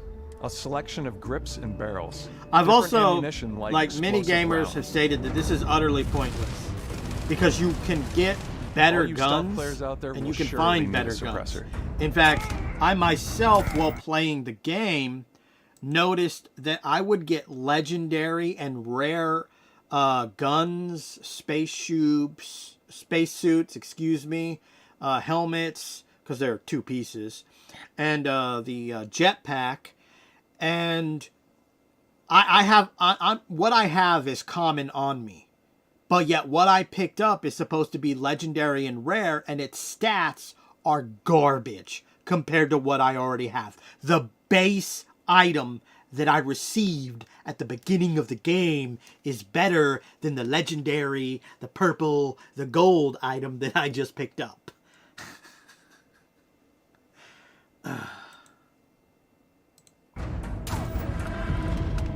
You can also choose to go hands-on with melee weapons. Yeah, you don't want to. It's the worst mechanic in the game. I think it's always a delicate balance between like what's realistic, what's sim, and what's Oh, Hollywood. you objectively And I think we failed sort of when it err came on to the side of melee. like what's fun for the player. Hey, don't play with that. With Starfield, we've got completely overhauled our electricity. combat. It's more dynamic, the animations are more fluid. This is my new kitten, Speckles. It just feels great. We probably have more mods and more weapons in this game than I want to say any other game we've done before. Which, that's actually a lie. I'm not going to bring any YouTube videos up, but there's literally detailed videos talking about that is objectively a lie, and they show you because there isn't a lot. You end up just getting the same looking gun with different modifications on it. Oh, and a different rarity. That's about it. There's a lot of variety. No, there isn't. Upgraded gear is just one of the many factors to pay attention to when engaging in combat. You may There's need to switch objectively things up no based- reason to pay attention to it, because half of the shit I find is far more worthless than what I already have on me. on your environment. Gravity is different for each planet, and boost packs are excellent for getting around. That's a And lie. for- No, they are not. They are objectively not. This is no different than in No Man's Sky. Using the jetpack to maneuver around doesn't make any sense just to go straight. It would make sense if you could actually control the little jets so they move to shoot you forward, but you can't. So it's just like No Man's Sky. It is like the only useful thing in No Man's Sky is trying to go up a mountain or a hill or a steep terrain or getting on top of a building. Same with this, but more powerful is locked by a human skill, which again, like the whole locking behind a skill makes no sense, because that technically would be a function already of the jetpack, not the person. Giving you an edge in combat. Sometimes you'll even feel like you're flying. 6 minutes left. Zero gravity environments pose a different challenge. Firing a ballistic weapon in zero G will actually push you backwards. Energy weapons, on the other hand, offer a more stable shooting experience. We also have mag weapons. These are high-powered electromagnetic induction ballistic arrays. Each barrel has its own targeting laser and can dish out some serious damage.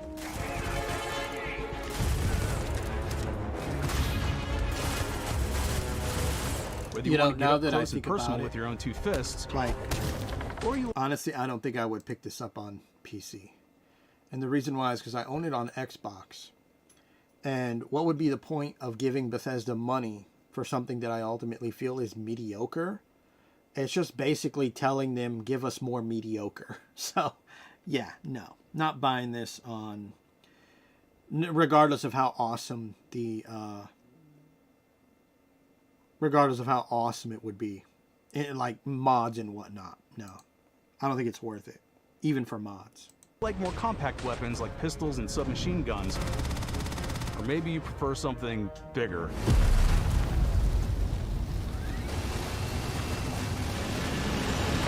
Starfield's got you covered.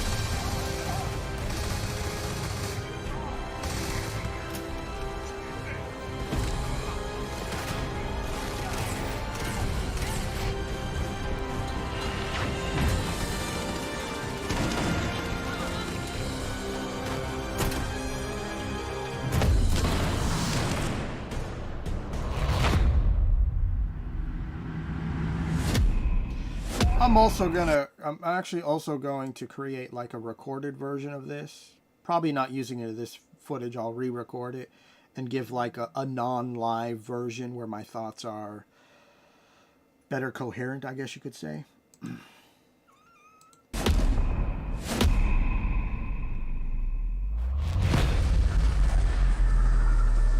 Hey, that's the ability that I used.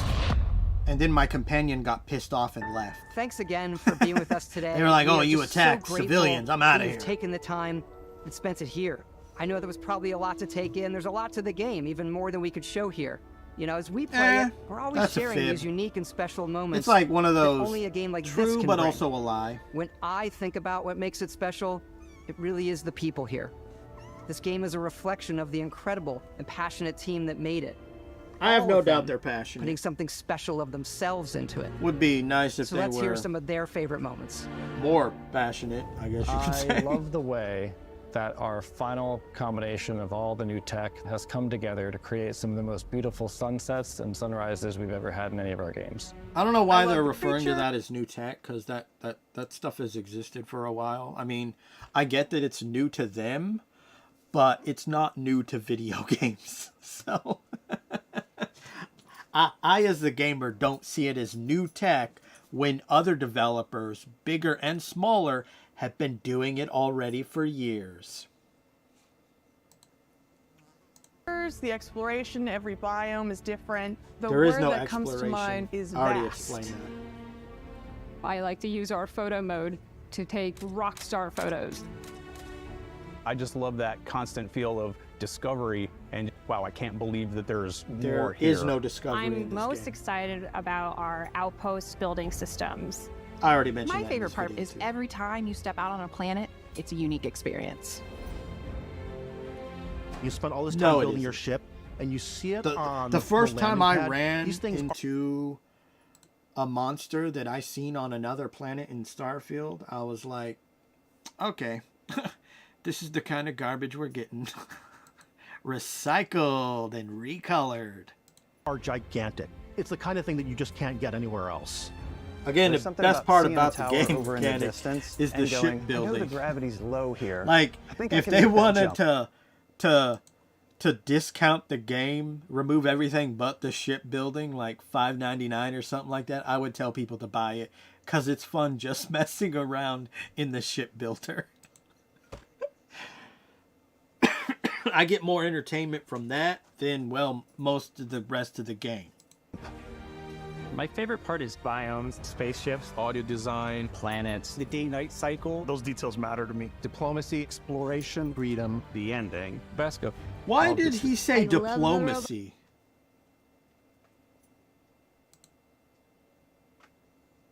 Because to me, diplomacy would equate that you run into another intelligent alien life. So that's where diplomacy would come into play. But diplomacy with another faction, objectively, is stupid. And not something that I would say is actually in the game, because there's no other alien races to actually be to need a reason to be diplomatic. There's no reason to be diplomatic with, what's that? Other humans in a space game. That would only equate to actual other intelligent alien life. I swear, whoever they got to write what all these people are saying, because I guarantee you they're looking at a teleprompter, did not do a good job. But so much. The incredible amount of worlds we created. Sniper rifles, come on. Lever action, rocket launcher. Brain sprout. I love, but some people might find creepy. I don't know. I know it's right, Ben. The thing that I enjoy most about the game is the freedom to be who you want to be, do what you want to do. It's what you've come to That's expect partially from a true. Bethesda title, but on a much bigger scale. Oh my On god, behalf that of all of us, we can't wait for you to play that Starfield annoying. and make your own special The moments. video's too big, so I can't equate it real quickly. Expect from a Bethesda title, but on a much bigger scale. This stupid mini game right here, 100% the dumbest part of the game. It is hot garbage. So in The Legend of Dragoon, which is on the PlayStation, they have a mini game where you gotta chop carrots real fast or vegetables. That's more entertaining than this bullshit.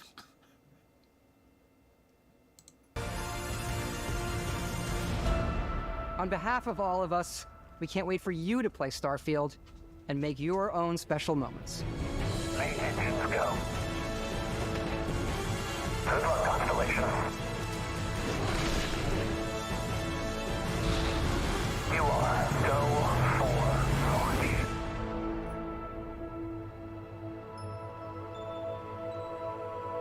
Another thing that doesn't make sense for the this universe that they created is like Atlantis, you know, that big city they were talking about earlier in the Direct.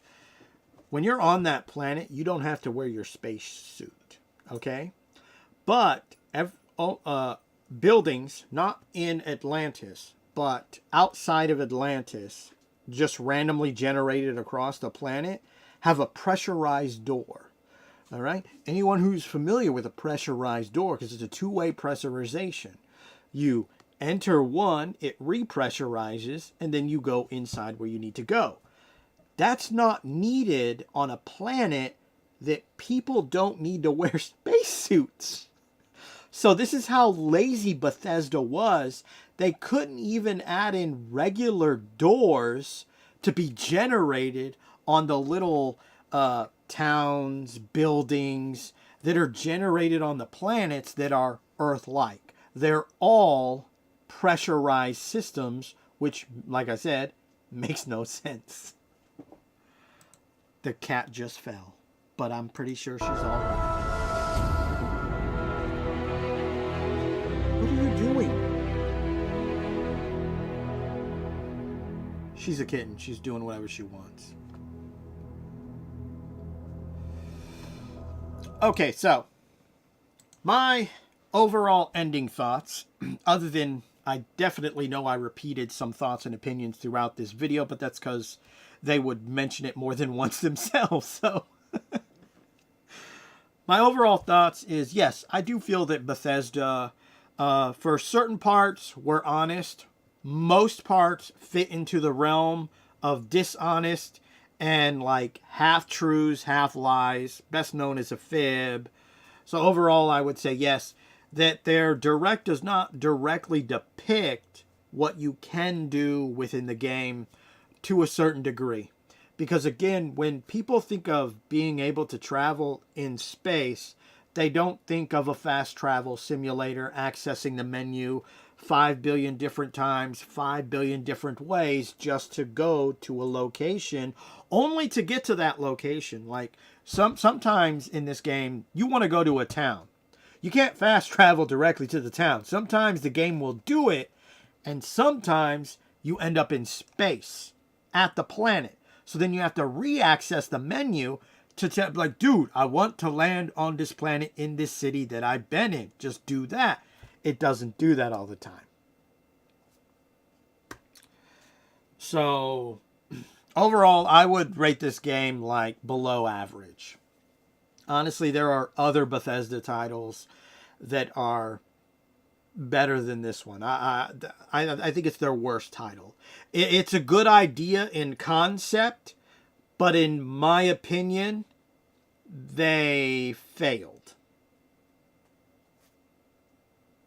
And they definitely did a lot of what they said in the Direct does not match what is actually in the game. And that's because of that classic marketing ploy to show you little bits and pieces to make you think or give the illusion that this could be done in this way. Because you'll note that in the Direct, at no time do they show actually fully how you need to travel. Bringing up the menu, selecting a planet or a location on it, and then fast traveling there. They cut the Direct in such a way, the gameplay footage in such a way, that you, the player, could ultimately end up believing that you get in your ship, oh yeah, there's a cutscene to get in it, and then there's maybe a cutscene to get up to space, but then you can just start flying and go to the next location. But that's not something you can do. I mean, you can, but there's no purpose behind it, because the planet or the moon would just be a JPEG, so you can't land on it. Anyway, man, that took a while. How long is this? And almost 2 hours just to watch a 45-minute video. Well, in all honesty, I did repeat myself a couple of times. So yes, I will actually create a recorded version of this. I'm not going to use any of the footage from this because my thoughts are kind of sporadic and random. I want to be more decisive in it when going through it. So this, look at this, is kind of like a reaction. I'm going to do more of a video response version of this sometime later this week. And I hope to see you on the next video, which I may actually do another live stream sometime later tonight. Maybe around 5 or 5:30. Probably 5:30. Or 6, depending on when dinner shows up. Because I don't want to start it before that, because people come and tell me that dinner's ready. I'd rather have the dinner here and then just do it that way. Alright. Thank you for the 1, 2, 3 people that randomly showed up. Hope you enjoyed the video in some fashion or form. If you have any criticism of my own videos, things you think I could improve or do better, you can comment those down below, because unlike the developers, I will listen.